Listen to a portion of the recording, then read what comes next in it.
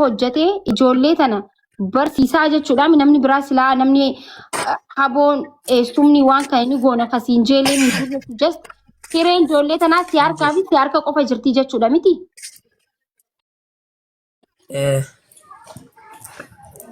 በጣም ያሳዝናል ጋይስ አኮ ቤተኒቲ ጋ ሁንዱ ኬሰኑ ካሊዲ ነምኒ ቤኔ እንጅርተኒ ጋፊ ኢትንፋይትኒ ጋይስ ጋፊ ተጋበቹናን ኢኒ አከ ገርጋረሙን ጎዳ ጅራ ባይዘዊ ስኒገሌ አመ ነሚ ነገር ጋፊ ጅሩ ጆሌ ተነከ ጉዲስቱ ሲጄ ዮናን ጋፈኔ አከሚቲ ገርጋረመሬ ሙጫንኩን እኔ ኮ ሰው አንዳንዴ ኮ አንጋፊ ጋበቹ ኢሳ አከ ኢኒ ገርጋረሙ አመ ቢከተነቲ ጆሌ ተና namni barsiisu hin jiru kana booda ijoolleen tuni barumsa ni dhaabdi jechuu amma barumsa hin dhaabdi because haati shaqaxa xiqqaa gurgurtee isaan jiraachisu waan turteef haati waan hin jirreef abbaan osoo haati dhukkubsatteetutu dawwalanii gaafatu kootu dhukkubsattee birnu bira dhaabbadhu yennaan didee ijoollee tana har'a namni gargaaru hin jiru jechuu ijoolleen tuni mucaa kana harka jirti ofiifis baratee ijoollee tanas barsiisuu danda'u qabaa jechuu akkas so halaaftuunaa hedduu itti gaafatamummaa hedduu mucaa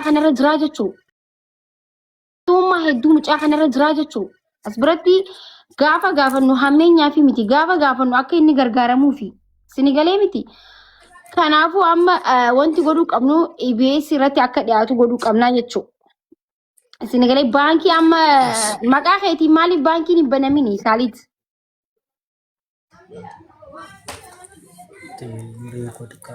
maal jette akkaawuntii maqaa keetiin maaliif hin banatin umrii kiyyaatu hin geenye jaaniiti na didan dhuunfaatti naa baasu amma akkaawuntiin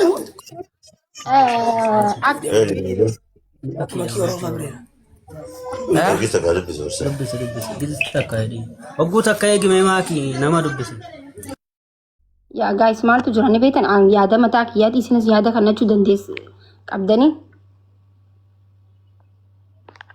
akkaawuntiin akka maakiitti maqaa isaatiin banatee ummanni hedduun because anamma yoon doraala kuma isa gargaaru barbaade akkaawuntii namarratti waan yaadeen kan waanuma xiqqaan kan because isa bira gaafin ga'uu rabbiitu beeka waan ta'eef akkaawuntii maqaa isaatiin banamee maaliif umriin isaa xiqqaa haa ta'uuf gaafa tokko hin fayyadaaf jechuu sinigalee amma wantiyaa fudhan wantiyaan gaafa gargaaramu turte sanii umriin isii 18 turre jechuudha maallaqa baasachuu hin dandeessu turre sinigalee garuu maqaa isiitiin gargaaramu turre because maaliif gaafa guddattee gaafa umriin isii ga'e waan barbaaddetti godhachuu dandeessi akkaawuntii isarratti maalleeni gargaarame kun yaada maakiiti akkaawuntii isarratti maalleeni gargaaramee fi abbootiin qabeenya ammoo waan amma isatti gadhaabuu danda'an waan waggaa takka barumsa saa ta'u waan takka saa ta'u namni ispoonsara ta'uu qabaaf. Okay? Manni barumsaa ijoollee tana maallaqa tokko malee barsiisuu danda'uu qaba. Abbootiin qabeenyaa waan isaan itti dhaabbatan, waan isaan itti jiraatan ispoonsara ta'anii fi maalleen immoo gaafa inni guddate hojii barbaade banatee ijoollee tana guddisaa jechuudha. Namni arras gargaare boorsi gargaara jechuudha miti. Namni maqaa namaatiin gargaaramu caala maqaa ofiitiin yoo gargaarame maalleen guddaan wanti guddaan inni booru itti hojjetu danda'u bu'uu danda'a fi jechuudha. Sinigalee miti. So kana akka sirraa gooname. Akka meettanii yaada kanarratti gaa'is. Haasa'u jiranatti fakkaata Kaaleedii. Wallahi sabaaf sablammiitti isa gargaaraa jira waan ta'eef waan namarratti namni waan guddaan gargaaru yoo kan kuma yaade 500 akkana godhee gargaara jechuudha. So waan guddaan irraa maqaan isaa egaa akkatti beekameefu namni seenuu barbaadan kottaa isin seensaa rakkoon qabu yaada keessanis ni fudhannaa yaada uummataa sessookee kottaa warri seenuu barbaadan illee seenuu dandeessan gaa'isaa seenuu dandeessan kophaa namaa haasa'uu barbaadu miti ani yaada keessan illee fudhannaa kottaa seenaa. Maakii akkam nagaa jettanii fi neebar gaa'is arkitanii miree amma waan ta'uu qaburraa eegaree mucaa kanaa eegaree uummataati sinigalee wanti mucaa kanaa akka uummata tokkotti dirqama keenya jechuudha dirqama keenya mucaa kana dhaabuun dirqama keenya waan isaaf booru isaaf ta'u irratti hojjetuun jechuudha Ashi iyyaa dubbadhu. Maakishaa akkam? Nagaa. Yeroo dheeraa booda wal agarre nagaa jirtaami? Nagaan jira alhamdulillah. Egaa dubbii ijoo haasawatta amma karaa baankiitti jechuun amma haala Itoophiyaa irra jiru hin beeku garuu ani maqaa isaatiin banamuu hin danda'u yoo amma ganzaba illee sochoosuu hin dandeenye. Hin danda'a malee. Oduu akkasi banatee maqaa isaatiin isa gargaaree gaariidha. Birri amma tiktaakii kanarratti miidiyaa kanarratti waan baay'ee argamaara. Namoonni direct isa bira ga'uu dhabuu danda'a yooma karaa namaatiin ta'e. TikTokii mataa ofii banatee akkaawuntii baankiilee kan mataa ofii kana banatee asirra fidee guyyaatti goonee karaa sooshaal miidiyaa kanaatiin illee isa gargaaree ittaan sinii dammoo akkamiin gara OBN namoota bira ga'uu akka ni danda'u oduu karaa kana hunda goonee fi yaada jedhuun qaban. No, EBS TV irratti dhiyaatu qaba. Maaliif jennaan achirratti ispoonsaroota hedduu warroota abbootii qabeenyaan hedduuni isa kana gadhaabuu danda'u meeqaatu jira jechuudha. Dhaloota meeqachi gubbarratti nama hedduu achirra waan ta'eef dhimmi isaa kun dhimma akka Itoophiyaatti qabamee jiru waan ta'eef uummanni baay'een sabaa sablammiin baay'een istiin Oromoo caala sabaa sablammii biraatu irraa dubbatu jira. Achirratti dhiyaatu qaba. Mubaarak kootu seeni Kaalid Finnee kootu seeni achirratti akka dhiyaatu godhuu qabna. Senegal gaddeebisuu hin qabnu. Vaalii inni amma qabu kana bika guddatti akka gargaaramu akka abbootiin qabeenyaa isa gargaartu godhuu danda'u qabna. Ani kana yaadni kiyya Senegaleeme. Abduu see dubbadhu. Wallahi maal inni duraani umuriin hin geenye jedhaniillee yoo didan amma erga vaayiraal ta'e. Hammaddaa TikTokii nurra cufa hammaddaa shi dhiifama waliin akka yaadni keenya nu harkaa addamuran. Maki maali beektaa duraan dhuguma utuu inni vaayiraal hin bahini umuriin hin geenye jedhanii diduu ni danda'u warri baankiillee. Amma garuu erga vaayiraal bahee dhimmi isaa waahii uummanni guutuun irraa dubbataa jiraate banuuf ni danda'u akkaawuntii. Maaliif sagalee dhuma uummataa dhagahanillee dirqama banuu. Maqaa ijoollee sadaniitiin akkaawuntiin banamuu qaba akka yaada kiyyaatti. Maqaa isaa qofaan illee utuu hin taane ijoolleen kun illee warri xixiqqaan sichi guddachuuf deemu maqaa ijoollee sadaniitiin akkaawuntiin banamee Oromoon guutuun sabni Itoophiyaa guutuun achirratti haa gargaaru.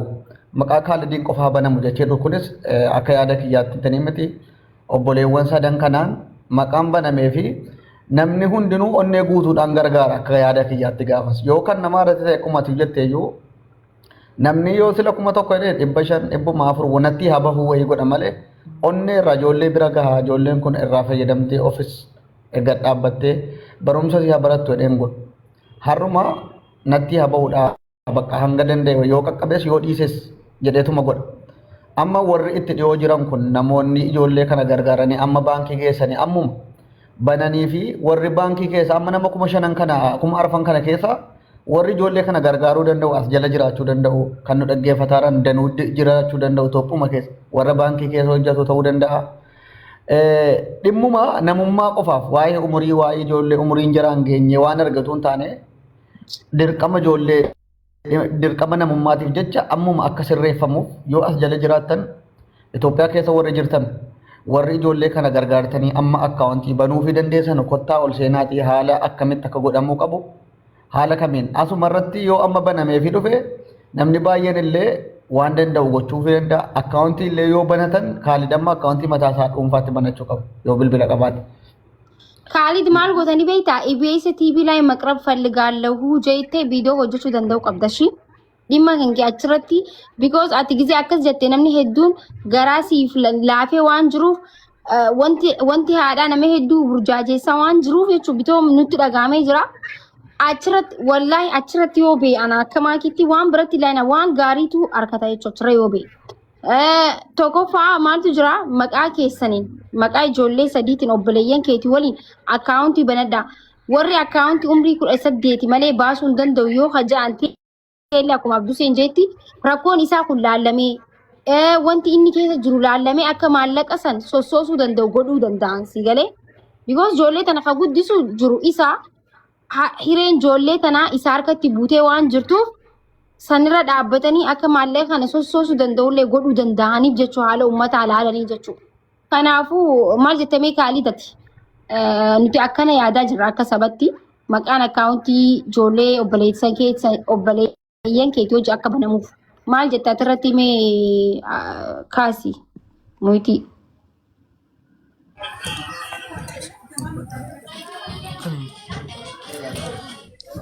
Kanarratti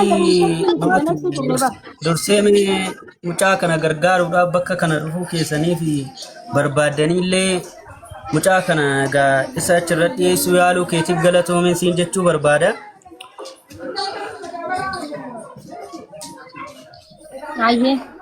Waa'ee akkaawuntii immoo ilaalchisee egaa haati isaallee hedduu dhukkubsattee turtee hanqa kana muluu jechuudha. Maanguddoo biyya hawaasa biyya kanaatu gargaaruu jira. Bukkee dhaabbachuu jira. Osoo isaan hin jirre rakkoon jirtu guddoo ture jechuudha. Hawaasni biyya kanaallee hedduu takka galata guddaa qaban ijoollee kana biraa. Kanaaf waa'ee akkaawuntii illee koreen ijaaramee ustaazaa fi ustaazni ni jira imaama masgiidaa jechuudha. Jaarsoliin biyyaallee jechuudha. Walii galaniiti koreen ijaaramtee koreen namni 5 akkaawuntiin sun banamee jechuudha. Umriin ta'e waggaa 18 gadi waan ta'eef akkaawuntiin dhuunfaatti sii banamuu hin danda'amu jechuudhaan sababa kanarraan kan ka'e akkaawuntiin sun banameef. Kanaaf waa'ee kanarratti immoo bal'inaan ustaazni keenya as jiranii isaa wajjin haasa'iitii siif ibsuu danda'anii jechuudha tokko tokkoon waajjifaa'u. Inni kun waan biyya jira waan ta'eef waan nu gargaaru yoo jiraate. Harmeen isaa duraan yeroo lubbuun jirtu akkaawuntiin qabdu isiin mataan akkaawuntiin qabdu ture. Kan harmee keetii akkaawuntiin eessa jira? Maal jette? Akkaawuntiin harmee kan keetii yoo ka duraan yeroo jirtu isiin fayyadamaa turte sun maaf isarratti isin gargaarre sitti kenname? Ni jira. Kanaafuyyuu akkaawuntii sana sitti kennanii jennaan ati hoogganuu dandeessu? Akkamitti danda'a? Hin danda'amu. Mee Abdusee dubbii gaarii dubbataa turte atillee obboleessa keenya Kaadirillee galatoomi. Namni naannoo irratti karaa fiikoo taateen illee waan gaarii hojjeteera ta'uu danda'a kanaan dura. Amma dubbiin keenya akkas jechuudhaan miti. Ijoollee kana guutumaan guututti gadhaabuu qabna. Daa'imman kunillee boru yoo guddatan wantu isaan barbaachisaa. Karaa namootaatiin wanna gochuu irra kallattiidhumaan ijoollota kana gargaaruu qabna waan ta'eef wanti akkanaa kanneen gochamuu hin danda'amu. Namni mucaan kun gara miidiyaatti beera hawaasni baay'een isa argeera ijoollota kanneen kana yaada keessa galchanii guutumaan guututti ijoollee kana waan gadhaabuu qabnu karaa namootaatiin osoo hin taane isa kana karaa baankota wajjin namoota wajjin mari'attanii wayi. Oon mari'annee dammoo akka mari'attaniif wanta akkana sirreessitaniif kanaan dura harmee isaatii fi maatii isaatiif karaa adda addaatiin gargaaruus ni danda'ama. Gargaartanittanis akka dubbatattanitti. Iyyaasu bar inkwaan isaa waggaa 14 miti. Daa'imaafuu akkaawuntii banamuu ni danda'ama. Waggaa 18 waan barbaaddetti godhattu jee maatii gaariin akkasitti maallaqa kaa'e jechuudha. Nutu gaafa mana barumsaa jirru buukii banadhaa jaanii waan jallaattii fa'aatti bitannuun waan qoloo fa'aatti bitannu fa'a guuree galchine dheeyinee fa'a baafannaa bar deemnee jechuudha. Yaa'u seerri amma jijjiiran beeku malee. Dubbiin nama hin quubsu. Maaltu jira seetan ustaazonni inni irratti gargaaramaa jiru maallaqa hin nyaatan takkiin hin balleessan jechuu barbaannee osoo hin ta'in nama keenyaatu gargaarsa irratti iftoominaan waan guddaa hin kennan. Dhugaadha. Galee abbaa fi ollaa fi takkiin onkwaan ollaa ganda saniitii miti. Osoo obboleetiin haadha isaa dhuftee maqaa akkaawuntii banattee dhufte haboon isaa osoo dhuftee akkaawuntii kanarra guuraa jiran namni maallaqa guddaa irratti hin galchu. Because maallaqni shayxaana sagalee nama wallagchiisti. Ijoolleen kuni akka sirriitti gargaaraman akka boorullee waan barbaadan godhatu danda'aniif akka namnillee waan guddaa amma ustaazonni keenyallee mucuma kana gargaaruudhaaf bira dhaabbatanii jazaa kallaa jennaani isuma gargaaruudhaaf maallaqa achirratti kan guuramu isumaaf yaadanitti waan biraatiif miti garuu nama keenyaatu waan guddaa irratti hin buusneef jechuudha. Mucaan kun akka booru amma maallaqa irra maqaan isaa ka'uu kana laallee malee booru rakkoo hedduu keessa seena mucaan kun. Ilma ijoollee xixiqqishoo tana isaatu guddisaa isaatu barsiisaa. Ijoolleen tun boru ijoollee jechuun waan barbaadde si gaafatte jechuudha. Kana fidii, kana bitii, san fidii sin jetti. Ijoolleen akka nama guddaati miti. Waan barbaadde sa'a sanitti yoo hin harkanne hin raarsitiin jechuudha. So waan barbaade yoo godhuufi baate ifitti gadda. Haadha yaadataa waa meeqaa jira daameej ta'a jechuudha. Akka akkas hin taaneef maqaa isaatiin banamee boru hojii gaariillee hojjetee waan barbaadeen ijoollee kana akka guddisuuf barbaanneeti jechuu barbaadeeti. Ustaazalleen dhufanii mee kanuma dubbiin bakka maaki. Aye bagana gaan. Assalamualaikum. Waalaikum salam warahmatullahi wabarakatuh. Bagana gaan no ideni. Kalatul. Asa keessan xumura irrattiin dhagaadhaa ture. Waan gaariidha haaftan. Ijoolleen namaatu tartiiba qabsiisaa namarraa dhalatti nama wajji jiraatti. Namni namumaan nama ta'a bakka jirutti nama jiraachuudhaaf namni namatti haajama. Akkasuma Rabbi rahmataa godhuu fi jannata Rabbi haa qaranneessu haadha isaanii. Gaafa lubbuun jirtus ofiif mudhii hidhattee ifaa jedhaa turte, lafa haaraa turte, bakka nuti agarrutti itti lafa haaraa turte ijoollee tana jechuudha. Alhamdulillah Rabbiin lafatti hin dhiifne carraaqqii ishiidha. Ifaajee osoo kopheen kaahatin ishiin kuduraa baattee guddisaadhaa turte san. Rabbi lafatti hin dhiifne hafalee fi jira jechuudha inshallah. Taamil koyitee galma geessuuf Rabbi haa godhuu fi asirratti wanni isin hubachiisuu barbaadu karaa keessaniin mee wanni isin raawwachuu barbaadu jechuudha. Karaa keessaniin haala kamiin ijoollee tana gargaaruu barbaaddan. Maal irratti gargaaruu barbaaddanii amma namni hedduun kun namaa karaa keessaatiin nuuf dawwalanii onlaayinii irraan warri nu dubbisu ni jira. Kanaaf warreen nu dubbisu kana hundaa'uu deeggarsa wal fakkaataadha yoo dhufanis deeggarsa qabatamaadhaan lafa ga'e amma waan akkaawuntii irratti darbamuun alatti jechuudha. Deeggarsa dhaabbataadha ijoollee tanaaf wanni nuti barbaannu ammaan ta'e. Deeggarsa dhaabbataa gaafa isiniin jiru akkaawuntuma qofa irratti waa buufnee maallaqni qofti argamu osoo hin taane waan argamu saniinis waan dhaabbataa hiree ijoollee tanaatiif boru fuulduratti bu'aa yaada malee namni gartee ijoollee tana irratti dagatu tokko ta'u uumuudha karoorri keenya jechuudha. Koreen bakka tanaa anarraa jalqabee koreetu dhaabbatee jira jechuudha. Afooshaa ganda keenya bulchaa gandaati jira, abbaa afooshaati jira, ani imaama maziidaati. Akkasuma jaarsoliin ni jiran jechuudha. Dubbiin teessanii dhiifama. Kaalid as bahii namni akkasii arguudhaaf warri si gargaaruu barbaadu baay'ee jira. Meebii as keessa abbootii qabeenyaa jiraachuu danda'a keessaan booda nu dubbisuu danda'an si harkanii keessaan nu dubbisuu waan danda'aniif as mul'adhu ishii. Bakka daa'imaa kana taa'eeti. Daa'imni tiktaakii illee haa'uun na jedhu. Itti fufaa dhiifama ustaaza.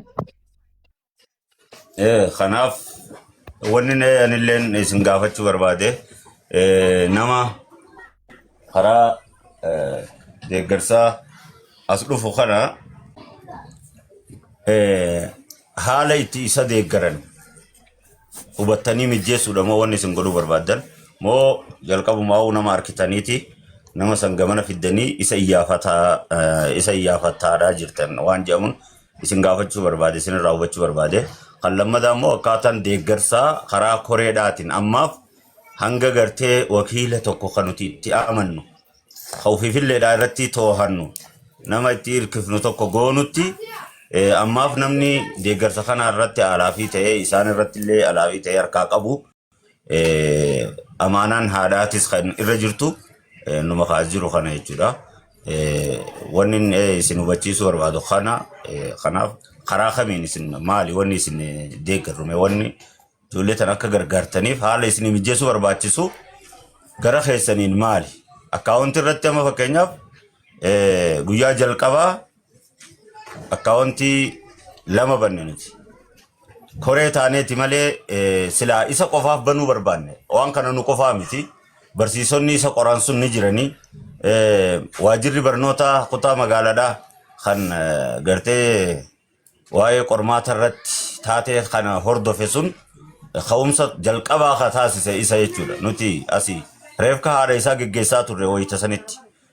Haa akka inni deemee fatanaa seenu ka taasise nuyi. Ammoo gaafa inni achi dhaqee fatanarra taa'ee imimmaan buusu san warri achi jiru barsiisonni barattoonni namni rakkoo takka hoggaa arge waliif dirmata waan ta'e achitti warri hirmaannaa godhe isaan waliin deemnee mana baankiidhaa 3 dubbifne duuba. Mana baankii 3 keessaa manni baankiidhaa 2 ishii jee nu faana akka inni akkaawuntii banuu kophaa banuudhaa miti. Numa dabalamee anaa fi namni tokko jira isa faana nam 3 taanee akka akkaawuntii bannu mana baankiidhaa Siinqee fi Awaash qofaatu hayyamanuu godhe. Nigdi baankiin gonkumaa nu didde jechuudha.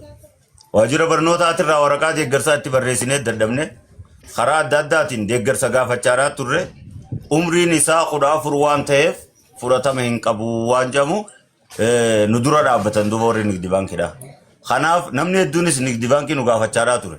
Kophaa isatti baafnee nuti maallaqa akkaawuntii isarratti buusan koree taanee hoogganullee numa danda'ama ture.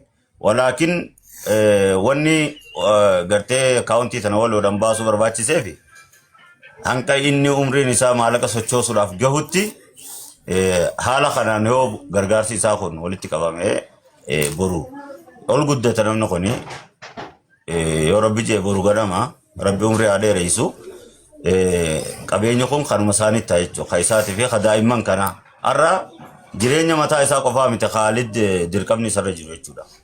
Jireenya daa'imman lamaaniitu isarra jige. Alaafinnata fuudhuun dandeenyeetu isa qabate. Alaafinnata namni guddaanu haati sunu itti mudhiidhaa citaa turte jechuudha.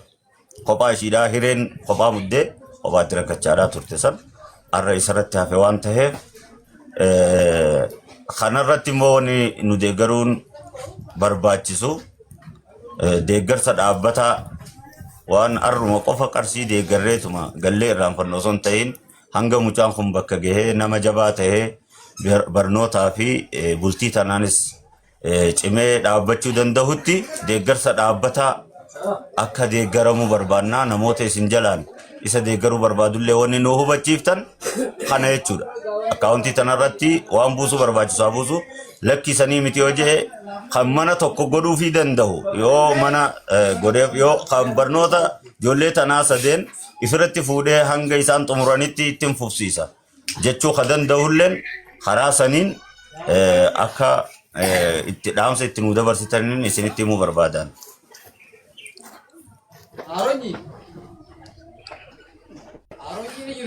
Hayyee.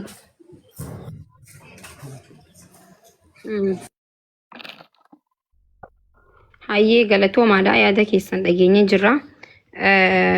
Nuti akkana isa finneef akka nama tokkotti nuti maybe nu beekuu dandeessanii maybe nu beekuu baasuu dandeessanii dhimma uummata irratti hojjannaa gizee hedduu uummata keenyaaf sagalee taanaa karaa kateellee uummata irraa ifii keenyaas waan qabnurraa goonee uummata irraa sassaabnee nama hedduu bira dhaabbannee turre jechuudha. Akkuma Khaalid kan arginetti uummataatu gaafa ture Khaalid fidaa jaanii gaafa duraa irraa dubbatuun ture mana kanatti na erga san booda ammoo akkaawuntii ustaazotaatiin nama maqaa nama 3tiin akkaawuntiin akka banamee jiru Facebook irratti namoota gurguddaan maxxansee arkee maal jechuu barbaadeeti alaa kulli haal akkaawuntiin isaa umrii 10 angama seerri yoo jijjiirame sin beeku ergan biyyaa beekan yoo jijjiirame beeku duraan nuti mana barumsaatti osoo umriin keenyaa 13 14 hin gahin xixiqqoo taaneeti ofii isaaniitiin mana barumsarra deemanii baankii nu banu turan. Mannummaan baankiitu mana baankii ijoollee xixiqqishoo umriin isaanii 18 hin gahiniif ol kaayyadhaa boruuf isin fayyadan hunjaaniiti qarshii 20 afaan irraa fuudhanii baankii nu banu turan.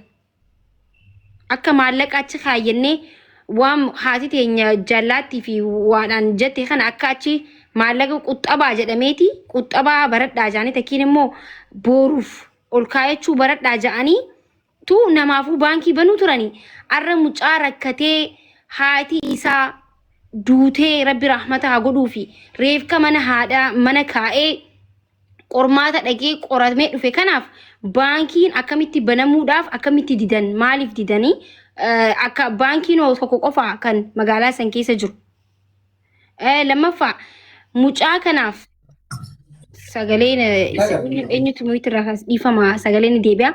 Arra mucaan kun akkaawuntii isaati yoo banameef isin dhugaa dubbachuudhaaf mucaa kanaaf dhaabbattanii jirtan mucaa kana madditti illee arkamtan isintu waa godhaa isintu waa balleessaa osoo hin tahin ummata keenya kanaatu gaafa waa gargaaru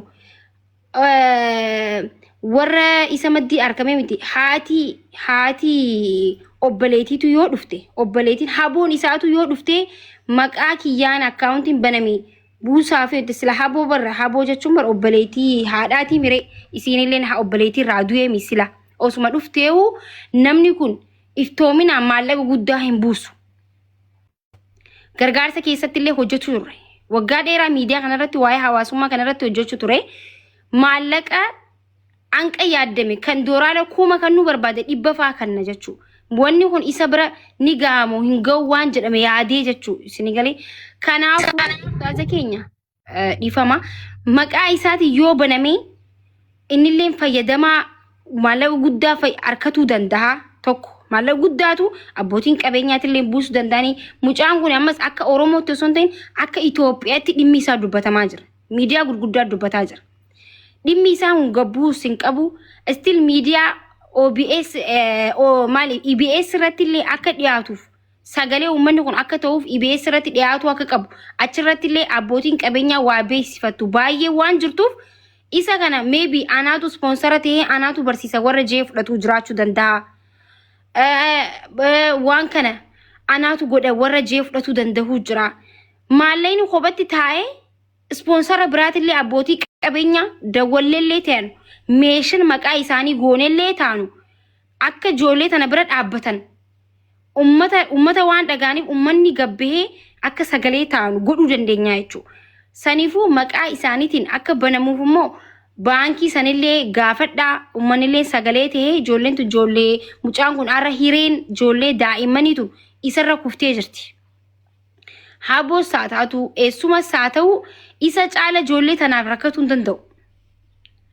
Obboleessa caala kan obboleessa haati dhalteef caala namni biraa rakkatuu hin danda'u. Mucaan kun amma xiqqaadha. Ifii isaatiifuu sila ka guddisuu qabani. Ifii isaatiifuu ka bira dhaabbachuu qabani. Ifii isaatiifuu ofitti haammatuu qaban malee mee daa'imni kun amma rabbiin gaa waan akkanarree rabbumaatu nama fida. Gaafa rabbiin fidu immoo waa malee miti gaafa rabbiin waa takka fidu. Kan uume rabbuma nus kanas boru rabbiin haadha isaa uume rabbii isa kanas fudhachuu danda'a waan ta'eef kanaafuu wanti hedduun wanti ijoollee daa'imaa kun isarratti kufti waan ta'eef mucaa kana maqaa isaatiin banamee maqaan tokko ol kee lammadoo hin ka'u ustaaza keenya amma maqaan akkatti har'a dubbatamee Kaaliid seenaa hojjetee seenaa bara sahabaa hojjetee akkuma maqaan isaa Kaaliid ta'etti waan qaalii haatii jettu qabatee deemu turee jaanii namni hedduun miidiyaan akka Itoophiyaatti ummanni akka Itoophiyaa guututti namni sooshaal miidiyaa qabatee irraan haasawani tokko illee hin jiru. Saniifuu mucaan kun akkuma maqaan isaa haasawoometti immoo maallaqni illee akkasitti bu'uu qabaa fi jecha jiru yaadeeti akkaawuntii maqaa isaatiin haa ta'uu kan hin je'e namoonni asirra jirtanillee yaada qabdanii mubaarakillee dhufee jira. Haasawoo kophaa kiyyatti mana kiyya ifuma mana banee ifuma haasa'een fixu. Yaada isinii kan nagaa warri gastii gubbaa jirtanillee.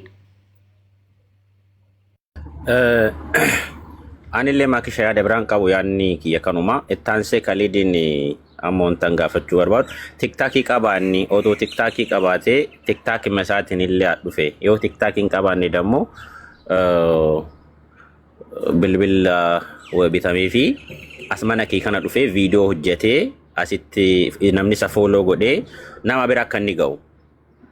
Akka amma waa'ee isaa kun yeroodhaaf hin taane oduu akkaawuntii maqaa isaatiin illee as ba'e karaa tiktaakiitiin illee waan isa gargaaramuuf namni illee waan fooloo isa godhuu fi achumatti inni viidiyoo hojjetee riipoostii illee godhamee gara OBN illee akka inni dhaqu karaa kanaa illee oduu isa gargaarre kunillee gaafii tokkodha yaada biraan qabu maakishaa. Abdusi. والله هاسان هاسا أمي عندنا سري دا وانتي ما كين جرا جرتو أما لما كالر كنا مال رانجي نبود هاسم نتوم أسرت إف نبود وتنتانه وانتا كرانجي نبود اندركم يو أسهر ما أسرتي هاسو نتوم مكنا كنا نديف نه بوان كباتو أما نمنكم نسديف دبي أفركون أتو إني ساعتي كنا تكاونتي أمفا ساجراتي هجرجارا موجنة كاونتي كنا أسرف إنه نمنكم دينو waan danda'u namni kumni sadii dhibba afur kun yoo birrii kuma tokko godhe birrii xiqqoon dhufu. Kanaaf akkaawuntii uummanni immoo kan guutuun koomittii dubbisaatiin jira. Akkaawuntiin akka ta'e banamuu qaba. Bakka warri baankii illee seera utuu hin taane dirqama namummaatiif jecha banuufii qabu. Duraan yookiin gaafa sanii ragaa mana barumsaa geessatanii dhayitan sana akkanatti vaayiraalii bahee akka Itoophiyaa guutuun irraa dubbatu. Gaafa akkanaa jarri illee dirqama banu warri akkaawuntii banan illee warri baankii jechuudha.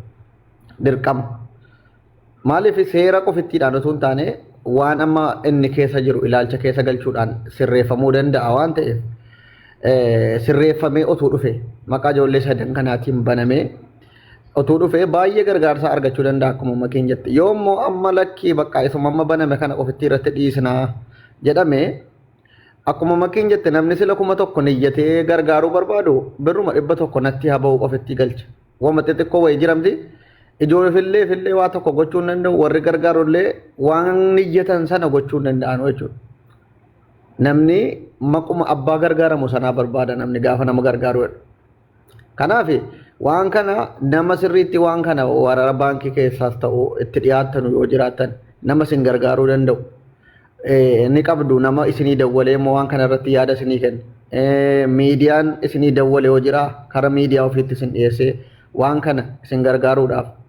Miidiyaa gammadaa olaanaa amma baay'ee Itoophiyaa keessatti waan akkanaa kanarratti dhiyeessee gaafiif deebii godhe akka gargaaramullee ni godha. Jarra akkasii kun isiniin dawwallee ammallee namni waan akkanaa isin gaafatee sirriitti isin hordofaaru jira. Warruma keessaa yookiin dawwalee dhiisumoo abbootiin qabeenyaa isinii dawwalan jiru. Maaltu deemaa jirame waan kanarratti? Ammallee maal godhu qabdaa seete Kaalid dhimmi kan kee booda namni maqaa keessi kaasu hin jiru. Sauma maqaan kan kee obboleessa kiyya. Sauma maqaan kan kee akkana keetti dhimme halaafuma wallahi waa hedduudha ijoollee lama siitu guddisaa. Kanaafuu tiktaakii alakee ama yaada mataa kiyyatti gaa'is yoon dogongorellee dogongorteen anjaa hin sodaatin ashii dogongoruu hin danda'an ilma namaati. Ustaazinlee yoon dogongorteen anjaa ilma namaati maybe beektuu ta'eeti miti kan asirra ta'e. Kanaafuu alakee yaada maakitti. Namni dhufee viidiyoo sirraa shaqqalatu hin qabu. Hundi dhufee viidiyoo xiqqaanis guddaanis maqaa keetiin fooloo guddifatu hin qabu. Salaam alaikum. Waalaikum salaam warahmatullahi wabarakatuh mubee. Fixadhuu naa kenni. Hayyee siifin kan na mubee keenya mangistii. Amma namni hedduun dhufee viidiyoo si waraabeetuma fooloo fi laayikii itti shaqqalataa jira jechuudha. Irra guddaan kasii yaade nuti wal beena kasiif yaade muraasa malee irra guddaan si shaqqalataa jira. Ati madaa keetiin akka namni si shaqqalatu godhuun qabdu shi madaa keetii irratti dhaabbatanii akka si shaqqalatan godhuun qabdu. Yoo danda'an bika guddatti akka ol si baasan miidiyaa guddaa irratti akka ol si baasan ani rakkoon ijoollee tana guddisuu ijoollee tana barsiisuun anarra jirti. Dubbaddu ati daa'ima waan taateef ofirraa dubbachuu wallaaluu dandeessa. Haati teenya erga akiramte osoo na akiramiin dura abbaan keenyis nu gargaaruun ture bultii biraa jaarratee jira. Ijoollee tana anaatu guddisaa. Ijoolleen tun na harkarra buutee jirti. Firri nu gargaaru hin jiru. Haadha takkittii qabna. Haati takkittii qabnu akkuma ati waanuma ati naan jettee irra dhaabbadheen dubbatu tura. Haati nuti takkittii hin qabnullee shaqaxa wayii gurgurtee nu guddisuu turte. Wanti hundi anarratti deebi'ee jira. Na gargaara akka uummata Itoophiyaa guututti afaan Amaariffaatiin afaan Oromootiin viidiyoo takka dalagi na gargaara miidiyaa guddaa tokko irratti illee rakkoon kiyya akka dubbadhuun barbaadaa jira nuti immoo maal goona EBS irratti akka ati baatu goonaa jechuudha. Dhugaadha. Amma Ministeer Abinnatii warri biyya keessaa nama gargaaran Maaster Abinnat kun faayoo viidiyoon kun bira gahee.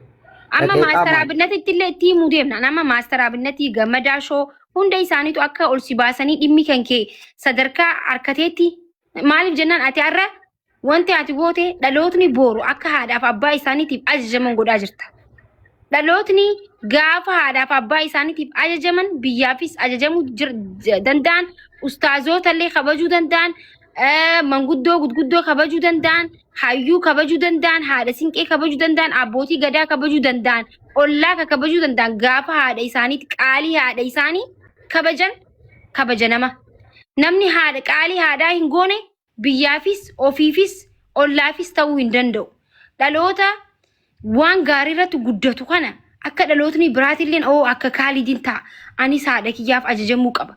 Haadha isaa duuteef qaalii isaa kabaje. Haadha tiyyata jirtu tanaafuu anuu maaliin godhe waan ja'amutu gaaffii namatti ta'a jechuudha. Isin galee seenaa hojjetee jira mucaan kun.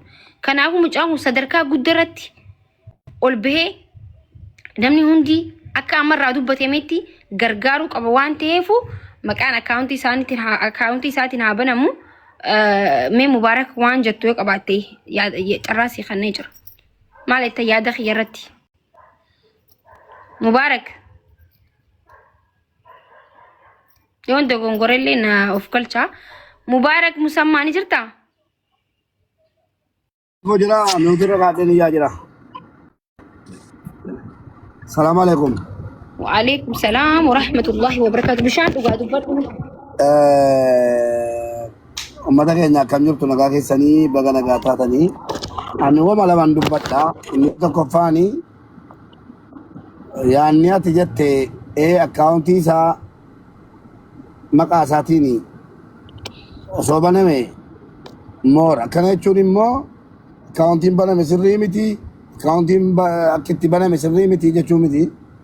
Akkaawuntiin baname akkaawuntii namoota gurguddaa namoota kabajamooti. Namni hin gargaara eeyyee hin gargaara achirrattis hin gargaara gargaaru garuu akka nama muuxannoo gargaarsaa kana beeku tokkotti akkaawuntii abbaa dhimmaa yoo ta'e immoo moor of gadhiiseeti irratti gargaara.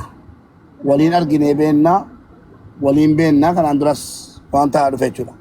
Kanaafuu akkaawuntii mucaa utuu ta'e caalaatti gargaaraadha malee ammas inuma gargaara uummanni keenya. Garuu yoo kan akkaawuntiin kan mucaa yoo ta'e kan daa'imaa kanaa yoo ta'e irra caalaatti gargaara jechuudhumaaf jenne jechuudha. Tokkoffaan. Lammaffaan bu'ii fudhifa. Lammaffaan waan akkaawuntii irratti akkaawuntii mucaa yoo ta'e bareechee gargaara. Isin irruma jiraattanii akkaawuntii ijoollee yoo ta'e irra caalaatti bareechee gargaara uummanni. Itti gammadee jechuudha. Inni silaa 1,000 2,000 kennu 10,000 kenna. Kun waa tokko waan kirkirii hin qabnee fi waan dhugumaa isinitti himne. Lakki yoo jedhame rakkoo qabu akkaawuntii irratti numa gargaara. Garuu haga akkaawuntii jaraa sana hin gargaaru namni seenu irratti walii galaanis akka nama tokkootti. Inni lammaffaan immoo mucaa kana guyyaa gargaarsa isaa malee isuma ammaayyuu kaameeraan irraa adabu mucaan. An akka yaadamu argite jechuudha. Guyyuma gargaarsaa yoo danda'ame viidiyoo waraabee geemaki yookiin suuraa isaatiin yookiin akkuma ta'etti namni keenya sinsinnii qaba. Olii gadiin deemameera mucaan kun haadha tokkotu dhiyeenyu wayii naannoo Wallaggaatti boonii mumaa jetta of ajjeeftee jedhame. Of ajjeeftee booniin jennaan buusiin amnaan buusi abuurraa. Haadha boonii du'ee haadha boonii duutee jedhamnaani. Boonii duute jedhamnaan sila gabaabbatee dheeratee namni of ajjeesee namni ajjeesee gargaarsa. Baay'ee gammannee haadha boonii gargaaramanuu jennaan akkaawuntii nama 3 banamee jira achirratti maal ta'e moolii gadi hin fidinaa jenne. Haadha amma hin fidinaati. Tasuma miidiyaarra taaziyaa siyaa teessu kan irraa du'e ilmoodha. Ati birrii keetiin qilee seenii. Yoo barbaadde jedheen uummataan wal lollee jechuudha. Warri gargaara fideettanu taaziyaa guyyuma 3 ofirraa teessu kan irraa du'e ilmoosiitii dhiigasiiti guyyaa 3 booda kunoo gadda guyyaa 3 boodannee sagantaa utuu siin hin beekin qabnee fi gaafuma siin dhuftu akkaawuntiin banamaa irratti gargaarsa goonannaan lakki ati gargaaramuu isaanii hin barbaaddu naan jedhan. Afaan qabadheen taa'e amman itti garee gaabbe. Ilaa hadhaa sumuun hin gargaaramne. Ajanduma namni mana oowwifachuudhumaaf olii gadiin fuudhee deemaa ture malee meemee haadha boonii birrii 100 gargaaree namni jedhu dhufee na wajjin haasa'u jechuudha. Kanaaf makiyyee galatoomii nu agarsiiftee ta mucaa kana fiddee bakka tokko akka hin deemne irratti hojjedhu. Bakka tokko jechuun koo ammas tokko la account kana follower godhate bakka tokko tajiran Maastara binnas faani leni geenya si galee dhimmi kun rakkoo qabu maastara binnatiin itti erguu yuunan danda'a. share itti godheen jira amma share itti godheen jira. Amma maal godhanii asittis fida mubaarik maal jedhe jedhi asittis fida mucaa dubbifna ummata agarsiifnee akka gargaaru goona jedhaniiti mucaa sinsinnii godhanii xabaanala godhu ummanni keenya kana mana ofii oofachuu malee mana makiitti gargaaramuu fi yookiin mana baluutti gargaaramuu fi mucaan isa kana gaafa makiin jette qophaa asfallegam mucaan ammarraa kaasee miidiyaa irra kan fidamne waa'ee isaa garuu miidiyaa irraa dubbatamu waa'ee isaa namni nama taatee haadha qabdu namni akka gootii haadha rabbi sirraa fudhannaan harka malattee taa'artus suuraa mucaa kanaa footoo kaafadhaa suuraa isaatiin mucaan kun mucaa akkamii akka ta'ee fi fakkeenyummaa ijoollee ol guddattuuf fakkeenya ta'eera mucaan kun gaaf tokko wallagga irraa mucaan tokko makiinaa keessa galee dhokotee finfinnee galee jedhame feesbuuk irratti ilaa hin gargaarina tikeetii irraa kutaatii galchaa qeetti dhaqee taa'u gargaarsuun hin barbaachisu hin jedhan duran dhaabadheen maaliif isa boriitiifan oolaniin bullee fudhatanii dhufanii gargaaramu meerree mucaan sun birii mee gargaarsiftan jara keenya fakkeessitoota waa tokko hin gargaaramne kumni dhibbi hin buuneefi wooma akka suufii itti bitanii suufa dhamee mucaan achumaan hidhuu baabur irraa ijoolleen lama bakkatti makiinaa keessa galtee goommaa keessa galtee dhufte jedhamee nutti fidame.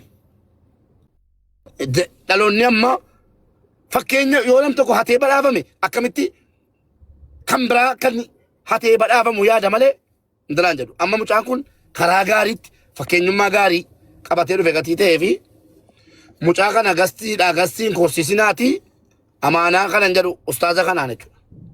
Ustaaza keenya kabajamaa mucaan kun miidiyaa tokko irratti amma hin baasina keessattuu tiktaak jedhamu kanarratti gaafa makiin sagantaa qabneerra jettee isin waamtutti bakka takka mana kiyya yoo ta'e hin fidina nan beekaa waan godhamuu deemu ilaa jecha kana qabadhaa taa'aa hundi keessan booddee tasaa jabduuti.